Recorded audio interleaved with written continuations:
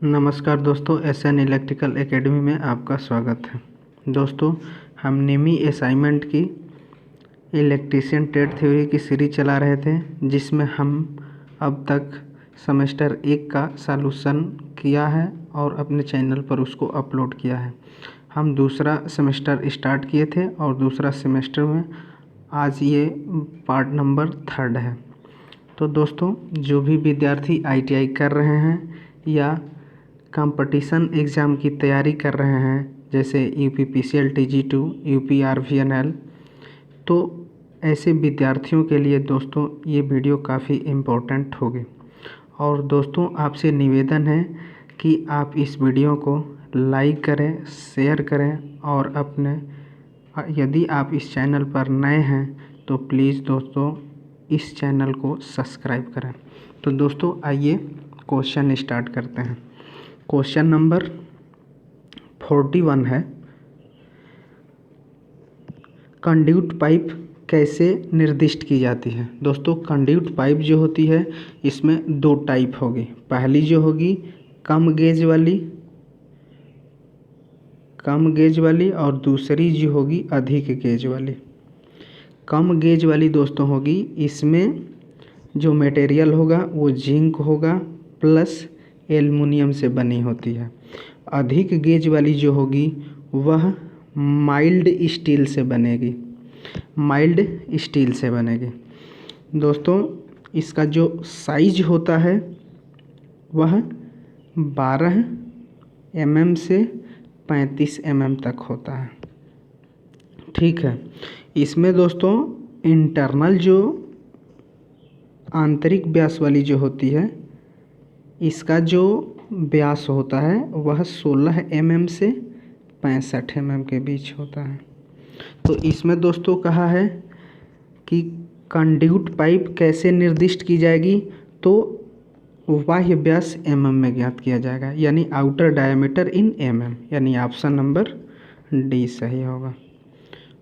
Next question 42, रिवाइवेबल fuse का fusing factor क्या होगा। दोस्तों, फ्यूजिंग फैक्टर इक्वल टू होता है न्यूनतम फ्यूजिंग धारा अपन रेटेड करेंट। दोस्तों, फ्यूजिंग फैक्टर का मान सदैव 1 से अधिक होता है। चूँकि यहाँ किटकैट फ्यूज का पूछा है, यानी रिवाइवेबल फ्यूज, तो इसका फ्यूजिंग फैक्टर जो होता है 1.4 या 1.72 तक भी ये जाता है। तो ऑप्शन देख लेते हैं। ऑप्शन ए है 1.1, नहीं होगा। ऑप्शन बी 1.4, तो 1.4 यहाँ दिया हुआ है दोस्तों, यानी ऑप्शन नंबर बी होगा। दोस्तों, ऑप्शन नंबर ए में जो दिया है 1.1, ये एचआरसी फ्यूज का होता है। HRC fuse, high rupturing capacity. Next question 43, patent holder संयोजन के लिए अंडर राइट की गांठ का क्या उद्देश्य है। दोस्तों, अंडर राइट जो गांठ लगाई जाती है वह तनाव बल को कम करता है। इसके स्थान पे, गांठ के स्थान पे हम कार्ड ग्रिप का भी प्रयोग करते हैं, जिससे तनाव बल कम हो जाता है। ऑप्शन ए है ढीला संयोजन से बचाव, नहीं। यांत्रिक शक्ति में वृद्धि, नहीं। अत्यधिक कैप कवर दबाव को रोकना, नहीं। समान के टर्मिनलों से तनाव कम करना, यानी ऑप्शन नंबर डी सही होगा। नेक्स्ट क्वेश्चन 44, चित्र में दिखाया गया फ्यूज कौन सा है। दोस्तों, चित्र में दिखाया गया जो फ्यूज है यह एचआरसी फ्यूज है। एचआरसी फ्यूज, इसका फुल फॉर्म होता है हाई रप्चरिंग कैपेसिटी। इसका जो करंट रेटिंग होती है वह 30 एम्पियर से 1000 एम्पियर होती है। ठीक है। और इसका फ्यूजिंग फैक्टर जो होता है वह 1.1 होता है। दोस्तों, ये जो ऑप्शन इसमें होगा वह ऑप्शन नंबर बी होगा, HRC fuse, high rupturing capacity fuse. Next question 45 number, चित्र में दिखाया गया कौन सा होल्डर का प्रकार है? दोस्तों होल्डर जो होता है ना वो 4 प्रकार का होता है, 4 प्रकार का होता है। पहला जो होता है बायोनेट कैप लैंप होल्डर, दूसरा जो होता है स्क्रू टाइप या ट्यूब लैंप होल्डर, तीसरा जो होता है Edison screw type lamp holder, और चौथा जो होता है Goliath Edison screw type lamp holder. दोस्तों बायोनेट कैप लैंप होल्डर जो होता है वह 200 वाट तक प्रयोग होता है। स्क्रू टाइप या ट्यूब लैंप होल्डर जो होता है ये ट्यूब लाइट में प्रयोग होता है। एडिशन स्क्रू टाइप लैंप जो होल्डर होता है वह 200 वाट से 300 वाट तक प्रयोग होता है, और गोलियथ एडिशन स्क्रू टाइप जो होल्डर होता है इसका प्रयोग 300 वाट से ऊपर के लिए होता है। तो दोस्तों इसमें जो पूछा था वह ये चित्र देख करके इसमें बताना था कि ये कौन सा होल्डर है। तो एडिशन स्क्रू टाइप का जो होल्डर होता है ना इसके शीर्ष पर चूड़ियाँ कटी होती है। दोस्तों देखिए इसमें भी कटी है, इसमें भी कटी है, यानी ये जो होल्डर है ना एडिशन स्क्रू टाइप होल्डर है। ऑप्शन ए जो है ब्रैकेट होल्डर, ये नहीं होगा। बी एडिशन स्क्रू प्रकार का होल्डर, यानी ऑप्शन नंबर बी सही है। नेक्स्ट क्वेश्चन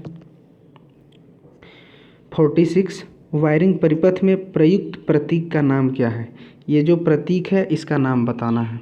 दोस्तों ऑप्शन ए है लिंक। लिंक का कैसे होगा? तो लिंक का ऐसे फिगर होगा। दोस्तों ये लिंक है। लिंक जो है ये न्यूट्रल में लगाया जाता है।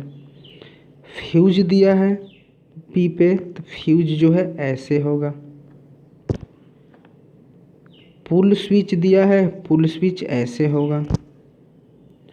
और मेल फीमेल इसको और प्लग एंड सॉकेट भी कहते हैं। प्लग एंड सॉकेट को मेल फीमेल भी कहते हैं, यानी इसका ऑप्शन नंबर डी सही होगा। नेक्स्ट क्वेश्चन 47 एल श्रेणी एमसीबी के द्वारा किस प्रकार के भार को सुरक्षित किया जा सकता है? सीरीज में दोस्तों आएंगे तो एमसीबी जो होती है इसका फुल फॉर्म होता है मिनिएचर सर्किट ब्रेकर, और यह 5 एम्पियर से 60 एम्पियर 230 वोल्ट में प्रयोग होती है। तो यहाँ जो पूछा है एल सीरीज का प्रयोग हम जितने भी हीटिंग एलिमेंट हैं, हीटिंग उपकरण है, उसमें हम प्रयोग करेंगे एल सीरीज का। जी सीरीज का जो प्रयोग हम करते हैं वो एयर कंडीशन में करते हैं और फ्रिज में करते हैं। तो यहाँ एल सीरीज का पूछा है, यानी एल सीरीज गीजर में होगा, तो ऑप्शन नंबर बी सही होगा, गीजर में। दोस्तों एयर कंडीशनर में जो सीरीज होती है ना उसमें जी सीरीज होती है, और फ्रिज में जो सीरीज होती है ना वो जी सीरीज होती है। तो नेक्स्ट क्वेश्चन 48 किस प्रकार का स्विच सर्किट में दिखाया गया? ये स्विच पूछ रहा है दोस्तों। स्विच जो है ये 2 वे स्विच है। एक एक देख लेते हैं। ऑप्शन ए जो दिया है ये 1 वे स्विच दिया है, तो 1 वे स्विच का जो है ना डायग्राम होता है ऐसे होता है। अगर इसमें 2 वे स्विच बी पे दिया है तो 2 वे में केवल यहाँ एक लाइन दे देते हैं, तो ये 2 वे स्विच होता है। अगला दिया है इंटरमीडिएट स्विच, तो दोस्तों इंटरमीडिएट स्विच के लिए ऐसे होता है, ऐसे ऐसे ऐसे, ये इंटरमीडिएट स्विच का होता है। और अगला जो दिया है मल्टी पोजीशन स्विच जो होता है ना ये ऐसे होता है, ठीक है। तो यहाँ जो दिया है ये वाला स्विच का पूछ रहा है, यानी ये 2 वे स्विच है, यानी ऑप्शन नंबर बी सही होगा, 2 वे स्विच। नेक्स्ट क्वेश्चन 49 कम धारा रेटेड केबल को उच्च धारा भार में जोड़ने का क्या प्रभाव है? दोस्तों केबल के बारे में, केबल का जो इंसुलेशन होता है ना वह वोल्टेज पर डिपेंड करता है। वोल्टेज पर डिपेंड करती है इंसुलेशन की मोटाई, और कोर की मोटाई जो है वो करेंट पे डिपेंड होती है। और यहाँ पूछा है कि कम धारा रेटेड में केबल को उच्च धारा भार से जोड़ने पर क्या होगा, तो वह हाई हाई जो है वह हीट पैदा करेगा, क्योंकि करेंट जो होती है वह H = I²RT, और करेंट जो है दोस्तों कम से अधिक कर रहा है, यानी करेंट का मान जब बढ़ेगा तो ये स्क्वायर में बढ़ता है, यानी हीट ज़्यादा होगी। तो वोल्टेज ड्रॉप बढ़ेगा नहीं, भारधारा बढ़ेगी नहीं, वोल्टेज पात घटेगा नहीं, गर्मी के कारण केबल खराब हो जाएगा, यानी ऑप्शन नंबर डी सही है। नेक्स्ट क्वेश्चन, कंड्यूट सामग्री का नाम क्या है? दोस्तों ये फिगर में हम देख रहे हैं तो इस टाइप की जो फिगर होता है ना, दो इस टाइप के फिगर आते हैं, एक तो ये दिया ही है एल्बो और एक होता है बैंड। तो बैंड का हम प्रयोग दोस्तों 90 डिग्री पर मोड़ने के लिए करते हैं, और बैंड और एल्बो में हल्का सा अंतर है कि बैंड जो है 90 डिग्री पर मुड़ेगा, लेकिन एल्बो जो है ना ये गोल होके मुड़ेगा, ज़्यादा ये गोल बनेगा। एल्बो में यही अंतर है। ये गोल इसलिए बनाया जाता है ताकि हम इससे केबल डालें, तार को डालें तो ये घुमाव पे केबल का इंसुलेशन ना कटे। तो दोस्तों यहाँ जो फिगर है ना ये एल्बो का है, और ये एल्बो जो है निरीक्षण एल्बो है, यानी ऑप्शन नंबर डी सही होगा। नेक्स्ट क्वेश्चन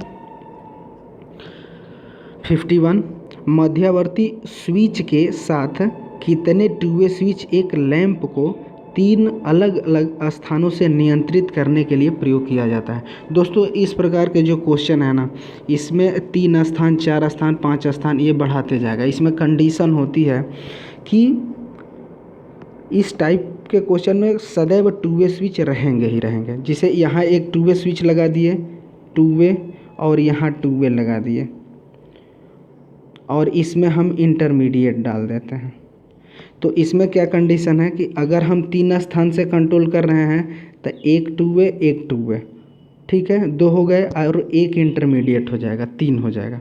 यदि हम 5 स्थान से करें, 6 स्थान से करें, तो इसमें हमको ध्यान देना है कि टू वे स्विच केवल 2 ही रहेंगे, लेकिन इंटरमीडिएट बढ़ेगा। जैसे अगर 5 जगह से हम कंट्रोल कर रहे हैं तो एक टू वे, इसमें भी एक टू वे, 2 हो गए, और 3 बच गए ना, तो 3 इंटरमीडिएट स्विच लगाएंगे, यानी टू वे स्विच की संख्या 2 ही रहेगी, केवल इंटरमीडिएट स्विच की संख्या बढ़ती जाएगी, जितने अलग अलग स्थानों से संख्या बढ़ती जाएगी कंट्रोलिंग के।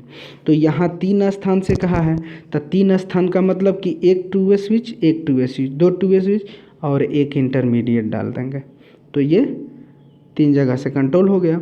और यहाँ स्विच पूछा कि टू वे स्विच कितने लगेंगे, तो 1 और ये 2, तो ये 2 टू वे स्विच लगेंगे। नेक्स्ट क्वेश्चन 52, कंसील्ड वायरिंग का क्या फ़ायदा है? दोस्तों कंसील्ड वायरिंग का दूसरा नाम जो होता है ना वो डक्ट वायरिंग होता है, और फिर एक इसका दूसरा नाम है दीवार के अंदर छिपी हुई wiring, concealed wiring, duct wiring, या दीवार के अंदर छिपी हुई वायरिंग। इस वायरिंग को करने से फ़ायदा ये होता है कि इससे नमी से सुरक्षा, आग से सुरक्षा मिलती है, क्योंकि ये दीवार के अंदर फिट होती है, ठीक है। इसका जो प्रारंभिक कास्ट होता है ना दोस्तों ये अधिक आता है खर्च। तो यहाँ ऑप्शन देख लेते हैं, संभालने में आसानी गलत है, कम वोल्टेज पात गलत है, उच्च कुचालक प्रतिरोध गलत है, नमी से सुरक्षा ये देती है concealed wiring, option number D सही है। नेक्स्ट क्वेश्चन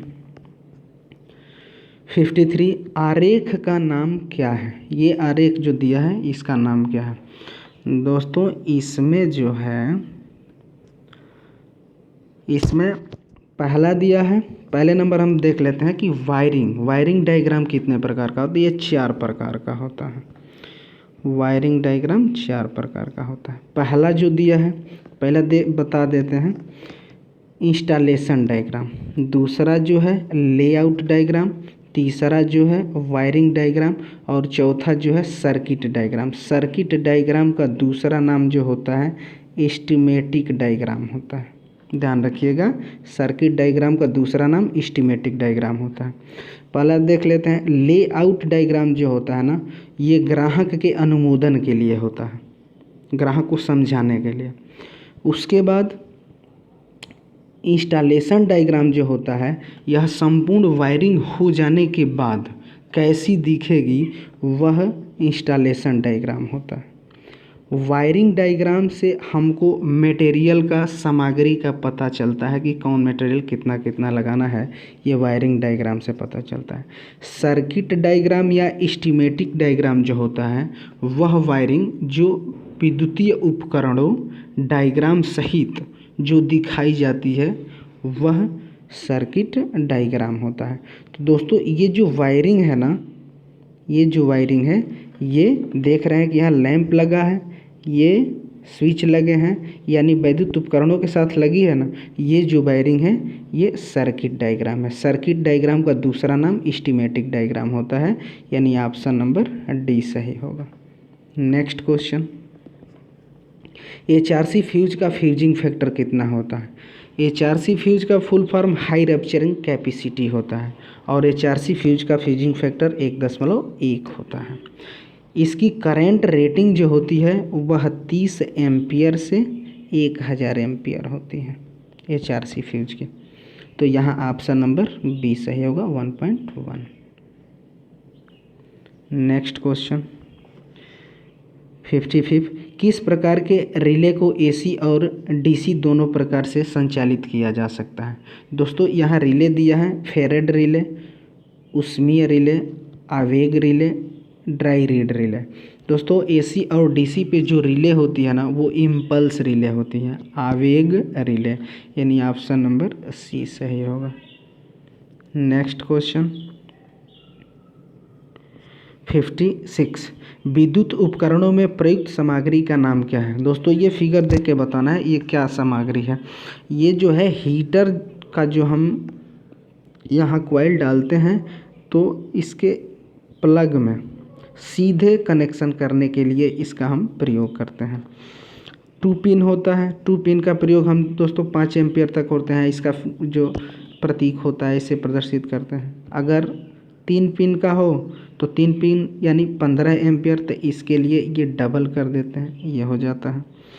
तो यहाँ जो हम देख रहे हैं ये चित्र में देखते हुए इसका जो है ये सीधे संयोजन का लौह संयोजक है, यानी ऑप्शन नंबर सी सही होगा। नेक्स्ट क्वेश्चन 57, सामग्री प्रतीक का नाम क्या है? यहाँ देखना है दोस्तों, ये देख लेते हैं। पहला ऑप्शन दिया है बेल पुश स्विच, स्विच जो पुश स्विच होता है इसका ऐसे फिगर होता है। 2 वे स्विच जो है, 2 वे स्विच का यहाँ से ऐसे हो जाएगा। और उसके बाद दिया है 2 ध्रुव 1 वे स्विच, इसका ये हो जाएगा। उसके बाद दिया है बहुस्थिति एकल स्विच, यानी बहुस्थिति एकल स्विच, ये ऐसे और ये ऐसे ऐसे हो जाएगा। तो बहुस्थिति एकल ध्रुव स्विच यानी ये फिगर दिया हुआ है, यानी ऑप्शन नंबर डी सही है। नेक्स्ट क्वेश्चन 58, घरेलू तारों में लचीले तारों का क्या उपयोग है? लचीले तार यानी फ्लेक्सिबल केबल का प्रयोग हम कहाँ करते हैं? दोस्तों हमेशा या बार बार जब हमको केवल आगे पीछे करने की आवश्यकता हो तो वहाँ पे हम फ्लेक्सिबल केबल का प्रयोग करते हैं, यानी उसको पोर्टेबल जगहों में कहीं एक स्थान से दूसरे स्थान तक ले जाना हो तो उसमें हमको फ्लेक्सिबल केबल का ही प्रयोग करते हैं। तो ऑप्शन नंबर ए है संयोजित वायरिंग, नहीं। अस्थाई वायरिंग, नहीं। सीलिंग में छेद के माध्यम से केबल चलाना, नहीं। पोर्टेबल उपकरणों का कनेक्शन, पोर्टेबल उपकरणों का कनेक्शन करने के लिए फ्लेक्सिबल केबल का प्रयोग करते हैं, यानी ऑप्शन नंबर डी सही है। नेक्स्ट क्वेश्चन 59, किस परिपथ भंजक का उपयोग 100 एम्पियर धारा के ऊपर किया जाता है? 100 एम्पियर के लिए दोस्तों, 100 एम्पियर के लिए ऑप्शन पहले देख लेते हैं। एमसीबी जो है मिनिएचर सर्किट ब्रेकर है। एमसीबी का जो हम प्रयोग करते हैं वह 5 एम्पियर से 60 एम्पियर और 230 वोल्ट के लिए करते हैं। ELCB अर्थ लीकेज सर्किट ब्रेकर, इसका जो हम प्रयोग करते हैं ये 100 मिली एम्पियर पर प्रचालित हो जाती है। और ELCB का ही दूसरा रूप होता है RCCB, residual current circuit breaker. और सी नंबर ऑप्शन दिया है MCCB, moulded case circuit breaker. तो MCCB की रेटिंग जो होती है ना वो 25 एम्पियर से 2500 एम्पियर तक होती है, मोल्डेड केस सर्किट ब्रेकर। और यहाँ पूछा है कि 100 एम्पियर से ऊपर के लिए, तो MCB होगी नहीं क्योंकि 60 तक है, ELCB ये भी नहीं होगी, 100 मिली एम्पियर तक है। MCCB है, moulded case circuit breaker, 25 ampere से 2500, और ये दिया है 100, यानी MCB भी होगी, यानी ऑप्शन नंबर सी सही होगा, MCCB, moulded case circuit breaker. Next question 60 number, और दोस्तों ये आज का लास्ट क्वेश्चन होगा। तांबे के फ्यूज तार पर टीन की कोटिंग का क्या उद्देश्य है? दोस्तों टीन की जो कोटिंग होती है ना, इस पे जो टीन की कोटिंग होगी वो तांबे के ऑक्सीकरण को रोकती है। तो ऑप्शन नंबर ए जो है, उच्च तापन सहन नहीं, फ्यूजिंग गुणांक में वृद्धि नहीं, तांबे के तार का ऑक्सीकरण रोकने के लिए, यानी ऑक्सीकरण ये रोकेगी, यानी ऑप्शन नंबर सी सही है। दोस्तों आपसे निवेदन है कि इस वीडियो को ज़्यादा से ज़्यादा लाइक करें और शेयर करें, और अपने दोस्तों को भी शेयर कराएं। और दोस्तों यदि आप इस चैनल पर नए हैं तो प्लीज़ इस चैनल को सब्सक्राइब करें। दोस्तों इस वीडियो में बस इतना ही, तब तक के लिए बाय बाय, टेक केयर।